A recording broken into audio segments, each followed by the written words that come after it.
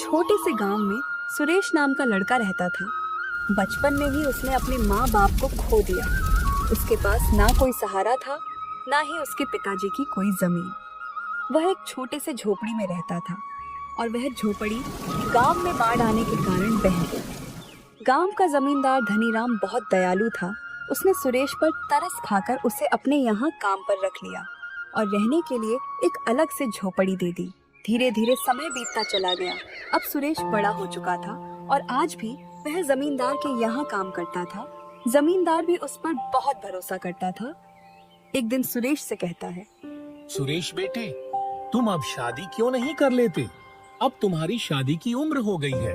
तुम्हारी पत्नी आएगी तो तुम्हारा आधा काम वह संभाल लेगी, तुम्हारा घर संभाल लेगी, तुम्हारे खाने पीने का इंतजाम हो जाएगा। और मेरी भी अब उम्र हो चली है, पता नहीं कब भगवान का बुलावा आ जाए, मेरे सामने तुम्हारी शादी हो जाए तो मैं भी तुम्हारे लिए निश्चिंत हो जाऊंगा। अरे सेठ जी, ऐसा क्यों कहते हो? आपको मेरी उम्र भी लग जाए, आपके सिवा मेरा है ही कौन यहाँ? आपने मेरे लिए बहुत कुछ किया है। बचपन से लेकर अब तक आपने ही मुझे माता पिता दोनों का प्यार दिया है। आपका उपकार तो मैं कभी नहीं चुका सकता। उपकार की बातें छोड़ो सुरेश, बताओ शादी करोगे? लड़की मैं ही देखूं या तुमने कोई देख रखी है? नहीं सेठ जी, मेरी नजर में कोई लड़की नहीं है। आपको जैसा ठीक लगे आप वही करिए। मुझे आप पर पूरा भरोसा है। आप मेरे लिए भगवान से कम नहीं हो। आप जो निर्णय लेंगे वही उचित होगा और मेरे भले के लिए ही होगा। अब आप ही मेरे पिता समान हो। अच्छा भाई, ठीक है। मेरी नजर में तुम्हारे लिए एक बहुत अच्छी लड़की है। और हाँ, तुम शादी के खर्चे की चिंता मत करना, वह जिम्मेदारी मेरी हुई। आखिर पिता का दर्जा दिया है तो मेरी बात भी माननी पड़ेगी। जी मालिक, जैसा आपको ठीक लगे।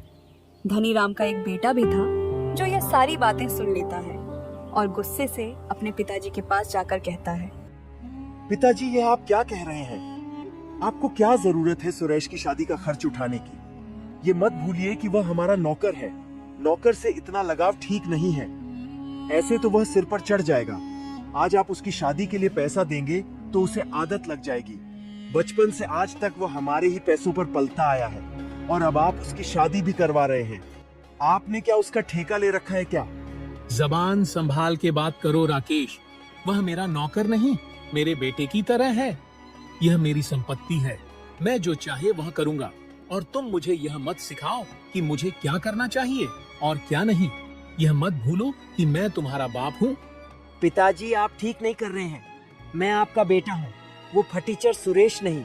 आप मेरी तुलना उसके साथ कर रहे हैं। मेरे सामने उसकी क्या औकात है? आप उसकी भोली शक्ल पर मत जाएं। सारे गरीब लोग ऐसे ही होते हैं। एक दिन आपको पता चल जाएगा कि अपना कौन है और पराया कौन है। अपने और पराई की बात तो तुम करो ही मत। मुझे अच्छे से पता है कौन अपना है और कौन पराया। पहले जब मैं बहुत बीमार था तब कहाँ गया था तुम्हारा अपनापन? तब गोपाल ने मेरी कितनी सेवा की, दिन रात मेरी सेवा में लगा रहा। आज मैं जिंदा हूँ तो सिर्फ उसकी वजह से। तुमने तो मेरी एक बार भी खबर नहीं ली। तुम अपने नशे में धुत पड़े रहते थे। क्या मैं झूठ बोल रहा हूँ? बोलो। और यहाँ आकर अपने पराये का भाषण दे रहे हो। चले जाओ यहाँ से। लगता है उसने आप पर कोई जादू टोना कर दिया है, इसलिए आप अपने बेटे से ज्यादा उस दो कोड़ी नौकर की तरफदारी कर रहे हो। और आपकी उम्र भी तो हो चली है। आपकी उम्र में आदमी शटिया जाता है। अभी एक काम करो, सारा हिसाब किताब मुझे दे दो, नहीं तो आप इसी तरह से सब पैसे लुटा दोगे और मेरे पास कुछ भी नहीं बचेगा। जब तक मैं जिंदा हूँ तब तक तुम्हारे हाथ कुछ नहीं आने वाला। तुम्हारे हाथ में हिसाब किताब देकर मुझे अपना नाम नहीं खराब करना है। मैंने पैसे बहुत मेहनत से कमाए हैं। समाज में मेरी बहुत इज्जत है और तुम मेरी इज्जत मिट्टी में मिलाना चाहते हो। अगर तुम्हें हिसाब किताब चाहिए तो उस लायक बनकर आओ, फिर बात करेंगे। काश तुम्हारी जगह भगवान मुझे गोपाल जैसा बेटा दिया होता।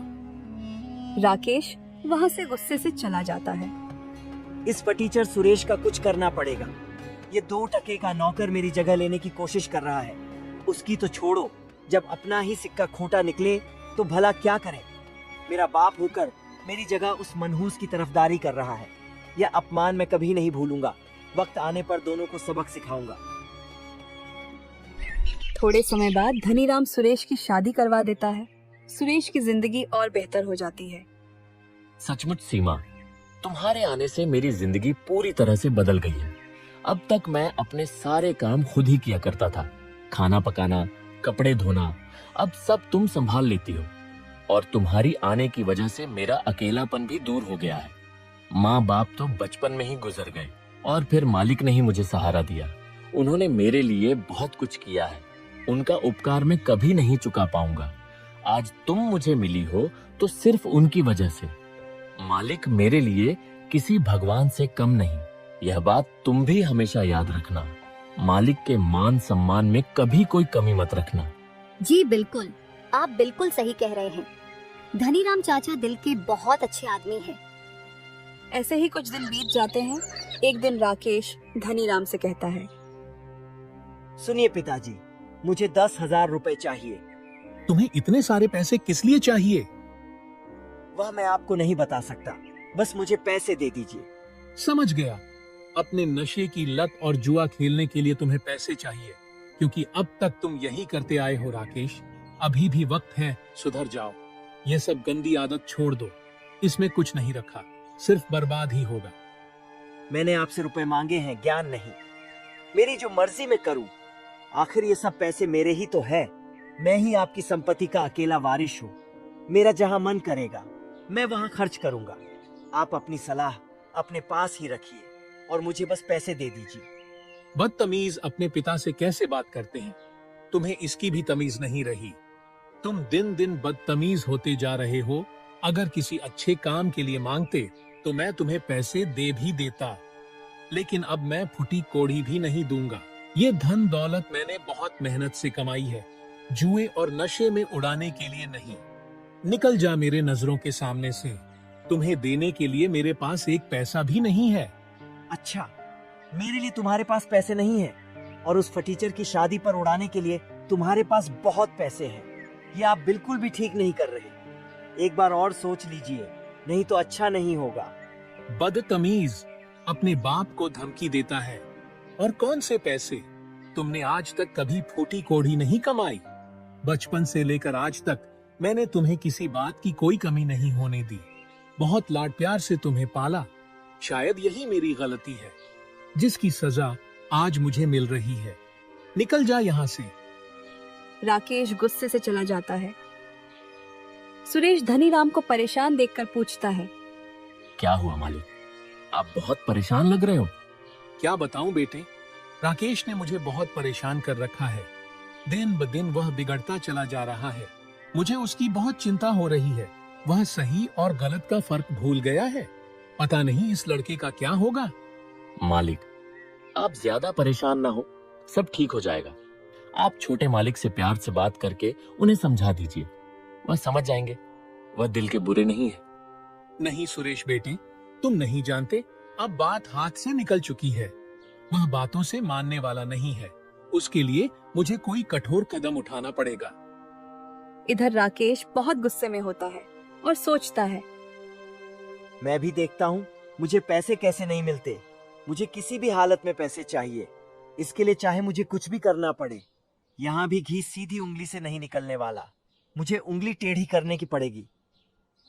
सीमा, जल्दी से मुझे खाना दे दो, मुझे देर हो रही है, खेत में जाना है, बहुत काम पड़ा है। सीमा सुरेश को खाना देती है। सुरेश खाना खाने के बाद खेत में काम करने के लिए चला जाता है। अगले दिन तिजोरी में से 20,000 रुपए चोरी हो जाते हैं। धनीराम अपने सारे आदमियों से पूछताछ करता है, लेकिन उन पैसे का कोई पता नहीं चलता। तभी राकेश वहां पर आकर बोलता है, क्या बात है पिताजी, आप बहुत परेशान लग रहे हो। क्या हुआ है? छोटे मालिक, मालिक की तिजोरी से 20,000 रुपए चोरी हो गए हैं। चोर का कुछ पता नहीं चल रहा। आखिर कौन पैसे निकाल सकता है? अच्छा, तो यह बात है। चोर और कौन होगा? सुरेश ही होगा। जरूर सुरेश ने ही पैसे निकाले हैं। यह तुम क्या कह रहे हो राकेश? मुझे सुरेश पर पूरा भरोसा है, वो कभी ऐसा नहीं कर सकता। उस पर भरोसा करके आपने गलती की है। वह आपके भरोसे के लायक नहीं है। चोरी उसी ने की है। उसकी तो पहले से ही हमारे पैसे पर नजर है। आप उस पर बहुत भरोसा करते थे ना। उसको कभी कभी तिजोरी की चाबी भी देते थे। अब पता चला दिन रात आपके आगे पीछे। इसी के लिए तो घूमता था। तभी सुरेश वहां पर आ जाता है। क्या बात हो गई है मालिक? कुछ हुआ है क्या? इतना सब करने के बाद पूछ रहे हो कि क्या हुआ है? एक तो चोरी की है तुमने, और ऊपर से हिम्मत तो देखो इसकी, मुंह उठाकर चला आया। तुम्हें शर्म नहीं आती? जिस थाली में खाते हो उसमें छेद करते हो। मम मालिक, ये छोटे मालिक क्या कह रहे हैं? मेरे तो कुछ समझ में नहीं आ रहा। चोरी और मैं? राम राम राम, मैं तो सपने में भी ऐसा नहीं सोच सकता मालिक। ज्यादा भोले मत बनो। चोरी तुम्ही ने की है, सच सच बताओ, वो पैसे कहाँ हैं? वरना लात मारकर तुम्हें यहाँ से निकाल दूंगा। तुम जैसे मक्कार को मैं अच्छी तरह से जानता हूँ। पहले बड़े लोगों को अपनी चिकनी चिकनी बातों में फंसाते हो, उनका भरोसा जीत लेते हो, फिर जैसे ही मौका मिले हाथ साफ करके निकल जाते हो। एहसान फरामोश। मेरे पिताजी ने तुम्हारे लिए क्या कुछ नहीं किया, और तुमने उनके एहसान का यह सिला दिया। सुरेश को यह सुनकर बहुत दुख पहुंचता है। वह रोने लगता है। बस राकेश, बस, अब बहुत हो गया तुम्हारा। कब से तुम सुरेश को भला बुरा बोलते जा रहे हो? अब और एक शब्द भी नहीं। मैं सुरेश के खिलाफ कुछ भी नहीं सुनूंगा। मुझे सुरेश पर तुमसे भी ज्यादा भरोसा है कि सुरेश ऐसी हरकत कभी नहीं कर सकता। सुरेश भले ही गरीब है, लेकिन उसकी नीयत, उसकी ईमानदारी और उसकी अच्छाई में वह तुमसे कहीं गुना ज्यादा अमीर है। उसकी बराबरी तुम दूर दूर तक नहीं कर सकते। आप एक मामूली नौकर के लिए अपने बेटे का अपमान कर रहे हो। यह सुरेश एक नंबर का धोखेबाज है और चोर है। इसने चोरी की है। इसने आपकी आंखों के ऊपर पट्टी बांध रखी है, इसलिए आप सच्चाई को देख नहीं पा रहे। मैं तो कहता हूँ इसके घर की तलाशी लीजिए, जरूर इसने पैसे वहीं छुपाए होंगे। बस, अब बहुत हो चुका राकेश। ज्यादा बोलोगे तो मेरा हाथ उठ जाएगा। मैं अच्छी तरह से जानता हूँ तुम सुरेश पर झूठा आरोप लगाकर उसे मुझसे दूर करना चाहते हो। मुझे तो लगता है चोरी उसने नहीं की है, बल्कि मैंने तुम्हें पैसे नहीं दिया तो तुमने ही की होगी। आप मुझ पर इल्जाम लगा रहे हो, अपने बेटे पर? आप ऐसा सोच भी कैसे सकते हो? आपको इस नौकर पर भरोसा है और अपने बेटे पर नहीं? नहीं है, मैं सबके सामने कहता हूँ, मुझे तुम पर बिल्कुल भी भरोसा नहीं है। अच्छा ठीक है, आपको मुझ पर भरोसा नहीं है तो आप बेशक मेरे कमरे की तलाशी लीजिए, लेकिन मेरी एक शर्त है। मेरे कमरे की तलाशी के बाद आपको सुरेश के घर की भी तलाशी लेनी होगी, तभी दूध का दूध और पानी का पानी हो जाएगा। फिर क्या था? राकेश के कमरे की तलाशी ली जाती है, लेकिन उसके कमरे में वह पैसे नहीं मिलते। देखा, आप सबको नहीं मिले ना पैसे। मैं आपको कब से कह रहा हूँ कि पैसे सुरेश ने ही चुराए हैं। एक बार उसके घर की भी तलाशी ली जानी चाहिए। छोटे मालिक बिल्कुल सही कह रहे हैं। सुरेश के घर की तलाशी लेते हैं। फिर सुरेश के घर की तलाशी ली जाती है और सुरेश के घर में पैसे मिल जाते हैं। ये लीजिए मालिक, सुरेश के पलंग के नीचे रखे थे। ये देखकर सुरेश को बहुत बड़ा धक्का लगता है कि आखिर उसके घर में पैसे आए कहां से। देखा पिताजी आपने, मैं आपको कब से कह रहा था कि पैसे सुरेश ने लिए हैं, लेकिन आपने मुझ पर भरोसा नहीं किया। अब पता चला अपना कौन है और पराया कौन। धनीराम को भी बहुत बड़ा धक्का लगता है। वह कुछ भी नहीं बोलता, बस चुपचाप खड़ा रहता है। धनीराम एक शब्द भी नहीं बोलता। बोलिए ना, अब आप चुप क्यों खड़े हो? नहीं मालिक, ये सच नहीं है। मैं नहीं जानता मेरे घर पर पैसे कैसे आए, लेकिन मैं ऐसा काम कभी नहीं कर सकता। मैं चोरी कभी नहीं कर सकता मालिक, मेरा भरोसा कीजिए। चुप कर धोखेबाज। आज तुम्हारी वजह से पिताजी को कितनी ठेस पहुंची है। वह तुम पर कितना भरोसा करते थे, मुझसे भी ज्यादा तुम पर भरोसा था। तुमने उनके साथ विश्वासघात किया है। तुमने आज पिताजी का दिल तोड़ दिया है। सबूत सबके सामने है कि चोरी तुमने ही की है। अब और कहने को बचा ही क्या है? पिताजी, मैं तो कहता हूँ इस धोखेबाज को पुलिस के हवाले कर देते हैं। नहीं मालिक, मैंने चोरी नहीं की है। आप तो मेरे लिए भगवान समान है। मैं आपके घर में चोरी नहीं कर सकता। कुछ बोलिए मालिक, ऐसे चुप मत रहिए। पिताजी, ऐसे लोगों को छोड़ना नहीं चाहिए। मैं अभी पुलिस को बुलाता हूँ। नहीं, तुम पुलिस को नहीं बुलाओगे। चलो यहाँ से। लेकिन पिताजी, आप इसे ऐसे कैसे छोड़ सकते हैं? इसको सजा तो मिलनी चाहिए। मैंने कहा ना, तुम नहीं बुलाओगे पुलिस। मुझे कोई शिकायत दर्ज नहीं करवानी। चलो यहाँ से। ऐसे मत जाइए मालिक, कुछ तो बोलिए। आप मुझसे रूठ जाओगे तो भगवान मुझसे रूठ जाएगा मालिक। मुझसे बात कीजिए मालिक। खबरदार, अगर मेरे पिताजी के पास आने की भी कोशिश की आज के बाद, अगर हमारे घर के आसपास भी दिखे तो तुम्हारी टांगे तोड़ दूंगा।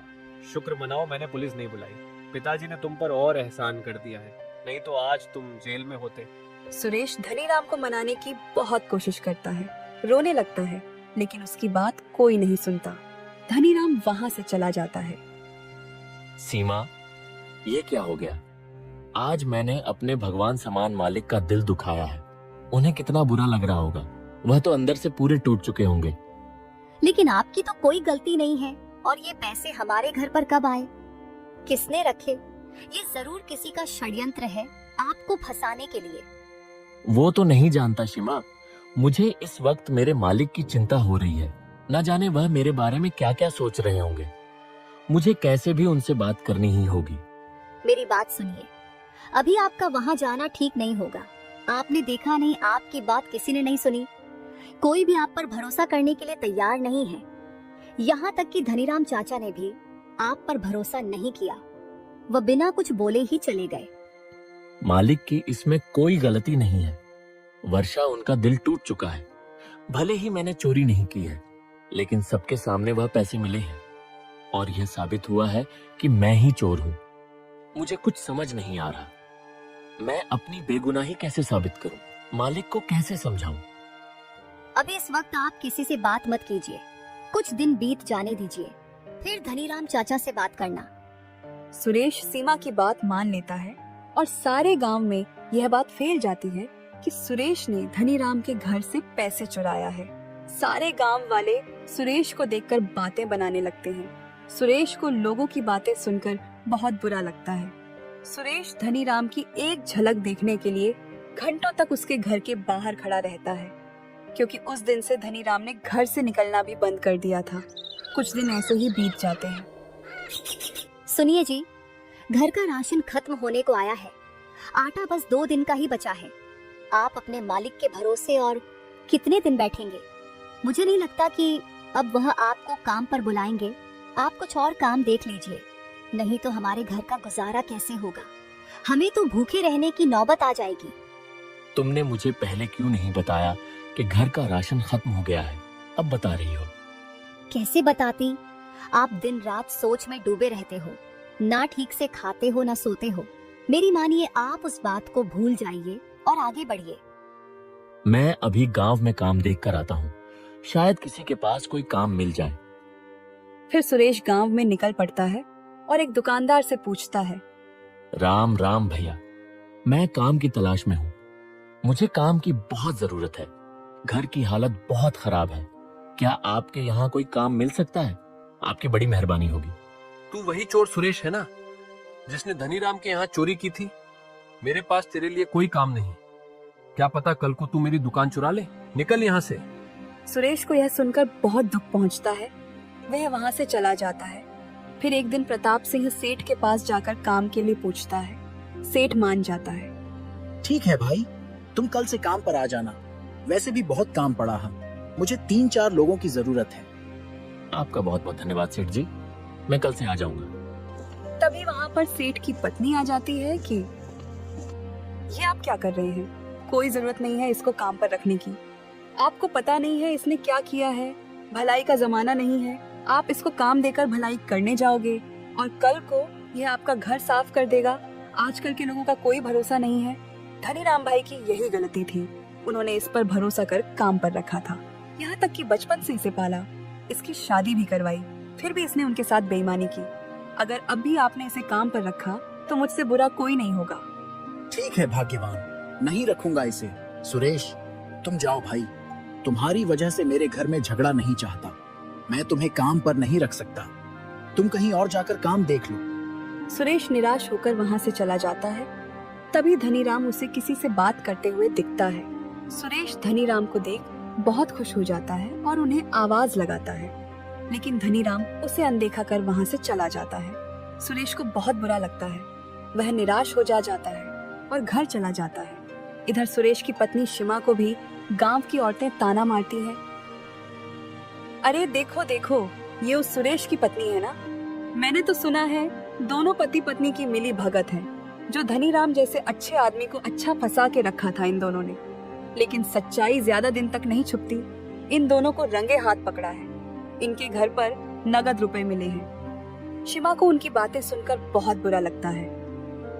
वह घर चली जाती है। घर पर सुरेश को देख सीमा पूछती है, क्या हुआ जी? आप तो काम देखने गए थे ना, मिला क्या नहीं? सीमा देखने गया था, लेकिन वहां पर काम नहीं था। कल फिर जाकर देखता हूँ। और तुम तो सब्जी लेने गई थी, लेकिन सब्जी तो कहीं दिख नहीं रही है। क्या हुआ, सब्जी नहीं लाई? जी वो सब्जी के दाम कितने बढ़ गए हैं। दाम सुनकर ही मैं वापस आ गई। मैंने सोचा दाल चावल ही बना देती हूँ। वैसे भी हमारे पास ज्यादा पैसे नहीं बचे हैं। और फिर दोनों चुप बैठ जाते हैं। सीमा और सुरेश लोगों की ताने की बात एक दूसरे से छुपाते हैं। फिर एक दिन सुरेश के घर एक आदमी आता है और बोलता है, अरे सुरेश, सेठ प्रताप सिंह ने तुम्हें आज से ही काम पर बुलाया है, चलो जल्दी से। सुरेश और सीमा बहुत खुश हो जाते हैं। क्या सच में? भगवान तेरा लाख लाख शुक्र, मुझे काम तो मिल गया। सीमा में निकलता हूँ। लेकिन खाना तो खाकर जाइए।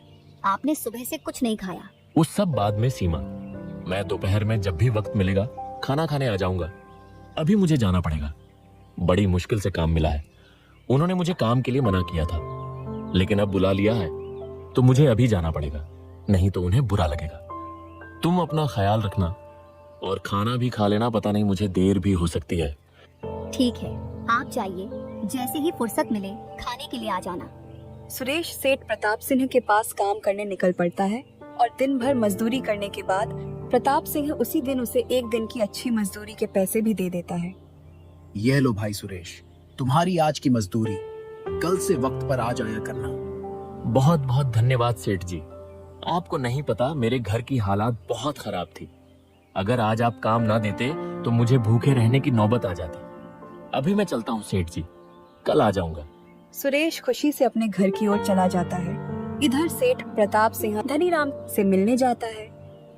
धनीराम, मैंने तुम्हारा काम कर दिया है। जैसा तुमने बोला था उसे काम पर भी रख लिया है और पैसे भी दिए हैं। तुम मेरे बहुत अच्छे मित्र हो, इसीलिए मैंने तुम्हारी बात मानी। तुमने कहा इसीलिए मेरी पत्नी मानी है, नहीं तो मेरी पत्नी को मनाना मुश्किल था। शुक्रिया दोस्त, तुम्हारा ये एहसान कभी भी भूलूंगा। एक दिन राकेश एक आदमी से बात करता है। अच्छा तो ये बात है, उस सेठ के यहाँ सुरेश को काम मिल गया। तुम एक काम करो, जैसे हमने पिताजी के कमरे से पैसे चुराए थे, सुरेश के कमरे में रखे थे, वैसे ही उस सेठ के यहाँ सेठानी का हार चुरा लो और मौका मिलते ही सुरेश के घर पर जाकर रख दो। मैं भी देखता हूँ वह सेठ सुरेश को कैसे काम पर रखता है। उस सुरेश को मैं भूखे तड़प तड़प कर मरते हुए देखना चाहता हूँ। उसे पाई पाई के लिए मोहताज ना बनाया तो मेरा भी नाम राकेश नहीं। यह सारी बातें धनीराम सुन लेता है।